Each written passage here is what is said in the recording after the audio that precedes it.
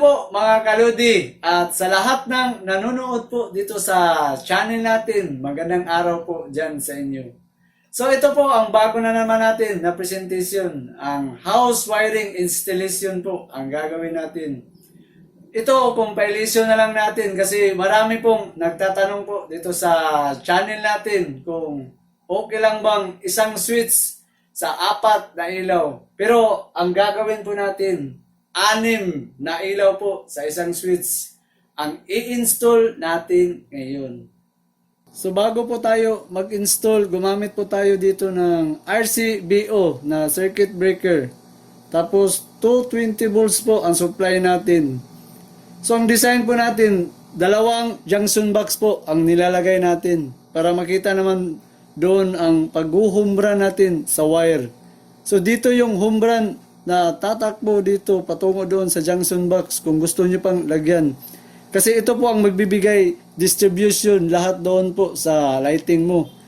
Tapos dito sa isang junction box, naglalagay tayo dito dahil gagamit po tayo ng linya patungo sa taas na nagwa-wiring tayo. So makikita nyo dito, full box na po ang gamit natin kasi maraming bulb ang gagamitin natin, 6. So 1, 2, 3, 4, 5, 6. Tapos dito natin ilagay yung switch natin. So makikita nyo ang utility box sa switch natin medyo square kasi ang gagamitin natin ay ito po ang gagamitin natin ngayon, ang smart touch switch. Ito po single gang. So ito yung nasa likod. So ipalapit na lang natin kung makikita pa, hindi ko alam kung makikita. So may nakalagay dito na 110 to 240 volts ang pwede mong gamitin. Hindi ba makita pa ba? Tapos yung load power na magamit ay 300 watts po ang kaya niyang gamitin. So makikita mo sa terminal niya dito. So hindi ka na malilito kasi dalawa lang ang lalagyan. May nakalagay dyan na L1. L1, L2, L3, pero dalawa lang po ang pwede mong malagyan sa wire. Saka ipakita na lang natin yung previous na ginagamit natin na trigang. Ito yung trigang na ginamit natin, yung previous natin. So ito naman ang 1 gang. Makikita lang, isa lang ang makikita mo sa push button niya dyan na tempered glass type. So ito naman ang, so makita mo, 4 ang lalagyan na wire sa trigang. Pero ito, dalawa lang kasi single gang lang po ang gagamitin natin ngayon dito. So ang una natin gagawin dito, lalagyan muna natin ng wire sa humbra natin sa distribution kasi wala pa itong wire. At saka dito rin lalagyan kasi walang wire patungo sa taas. Pero itong sa mga lighting, naglalagay na lang tayo para kunting bilis naman. So wiring po tayo dito sa supply natin sa humbran sa lighting natin. So ayan. Nalagyan na natin ng wire. So makita nyo doon sa dulo, yun po ang humbran pa doon kung gusto mong maglagay ka pa ng ibang mga supply sa ilaw. Kaya ganun ang ginawa natin para makita nila na ito yung distribution natin sa lighting natin. So ipagpalagay mo na lang na ang circuit breaker nito, ito yung branch mo sa ilaw na ginamit natin. So ang pag-wiring po dito ngayon, siyempre ito, makikita naman line 1 at line 2 natin. Tapos, wala pa itong wire. So, lalagay pa natin dito ng wire. So, ayan po. Meron na tayong wiring dito sa para distribution sa taas. So, makikita mo naman wire dito na black and white. So, ang una po natin gagawin ngayon dito. Dito naman po, magwa-wiring tayo dito sa touch switch natin. So, dalawa lang naman ang makikita natin na screw na lalagyan. Tapos, ito na po yung utility box natin na para sa smart touch switch kasi po square type po ang design niya. Kaya tapos ikumpara na lang natin yung utility. So ito po ang utility na kadalasan sa normal switch po ang ginagamit. Kaya magkaiba po ang box sa smart switch at saka yung sa plus type na lalagyan. Kaya kung ilalagay mo dito yung smart switch natin, so hindi magkaiba po ang lalagyan sa box. Kaya square type po ang lalagyan sa smart switch natin. So, paano ba ang pag-wiring? So, umpisahan po natin mag-wiring. So, dito lang natin ilalagay yung wire. So, dito natin ilagay yung wire. Dito. Yan. Okay. Tapos, kailangan mong buksan ang ganitong smart switch natin. So, ang pagbubukas po dito, meron po siyang dalawang butas dito na kailangan mong tanggalin tong tempered glass natin. So, ito yung tatanggalin mo. So, kailangan gumamit ka ng flat screw. Ito, flat screw. Dito mo bubuksan. Yan. Ito saka dito. So, ito na po ang mangyayari ngayon. Yan. So, ito po ang sa loob ng smart switch. Tapos, ito yung glass. Kung makita mo to, glass po ito. So, ilalagay na natin. So, paglalagay, ganito po ang paglalagay. Dito natin ilagay yung wire. Yan.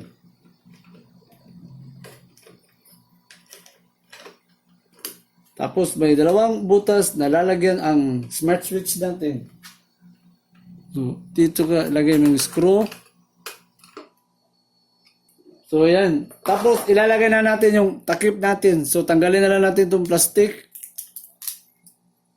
Tanggalin natin yung plastic dito. Yan. Tapos, ilalagay natin. So, may butas pong dalawa dito. So, dito mo ilalagay. So, hindi siya pwedeng mabaliktad sa paglalagay. Yan. Tapos, yan. So, okay na. So, ito maganda ngayon kasi yung touch switch natin, kahit basa sa kamay, pwede kang mag-switch dito. So, ito na po. Mayroong wire na tayo dito. So, kahit magkabaliktad lang po ito kasi line to line naman ang gamit natin. So, ang una natin gagawin ngayon dito. So, dito tayo mag-umpisa sa lighting. So, ipagpalagay na lang natin na itong white na wire dito sa taas, sa mga bulb natin, yun ang line 1 natin. Pero kahit mag-line 2 ba tayo o line 1, kahit saan kasi line to line naman ang supply natin dito sa 220 volts natin. So, umpisahan po natin dito sa pag-tapping sa unang bulb natin. So, ang gagawin natin dito, yung white ang uunahin natin. So, ipagpalagay na lang natin na ito yung line 1 natin. So, yung line 1 dito sa unang bulb at saka pangalawang bulb, ganun din. Ito, white. So, simple, makikita natin, white naman tayo lahat. So, yung white natin, yun ang line 1 natin. So, itong line 1, sa pang-apat na bulb, line 1. So, puti po siya lahat para hindi tayo mawala.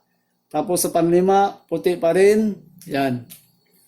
Tapos, itong ika-6 na bulb, so puti pa rin. So, makikita mo, lahat sila puti. Ito yung line 1 natin. Tapos yung line 1 natin dito, ito yung humran na nanggaling sa baba.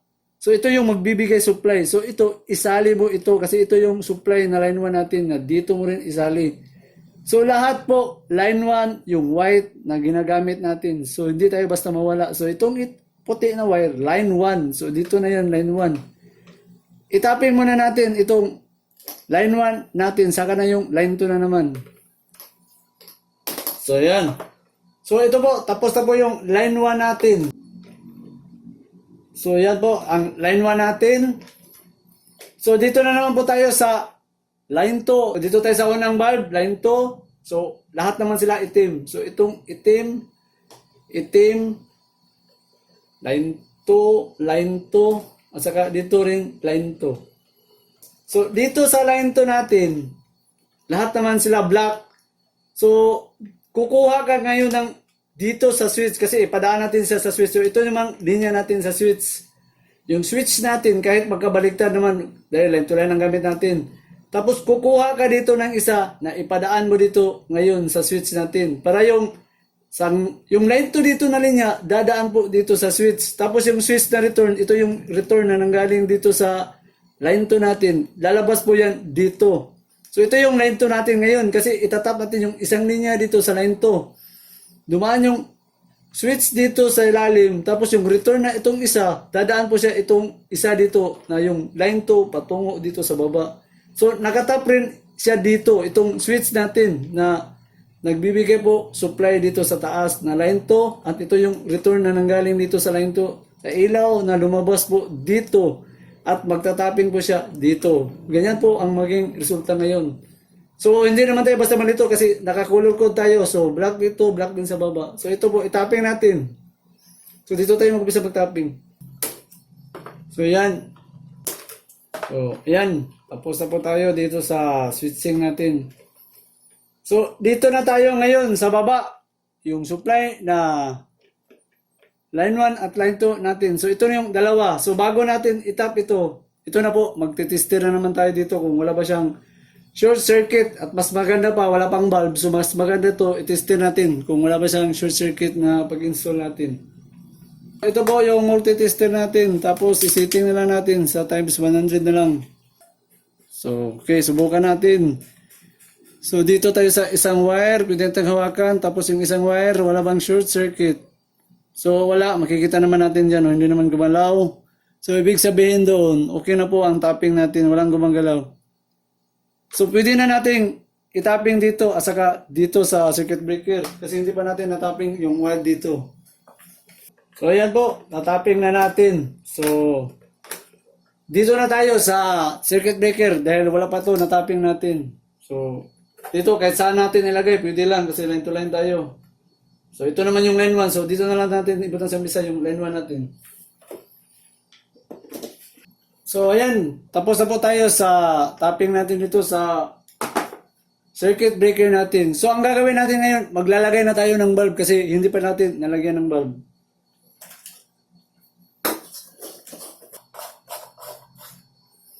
So, ito na po, 6 na bulb ang ginamit natin. So, medyo pataas natin kunti yung camera para makita yung mga bulb. So, ayan.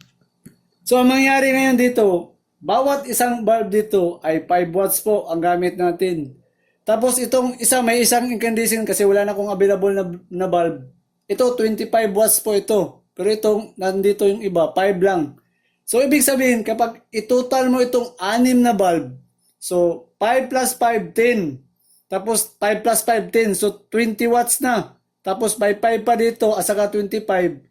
Itong dalawa, 30 plus 10, 40 plus 10 pa dito, 40. Ibig sabihin, 50 watts lang kung itotal mo lahat ang 6 na bulb.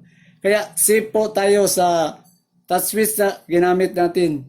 Pero kung lalagpas yun sa 300 ang total dito sa mga ilaw mo, masisira na po ang smart switch natin kasi 300 lang ang max load sa watts. So ngayon ang gagawin natin, mag-testing na tayo. So i-switch on na natin itong circuit breaker natin. So ang mayayari ngayon, pag touch natin dyan, iilaw po ito lahat. So subukan natin itas ang switch natin. So ayan, makikita, umila po ang 6 kasi isang switch sa 6 na bulb o 6 na ilaw po ang design natin. Tapos switch off natin. So, ayan.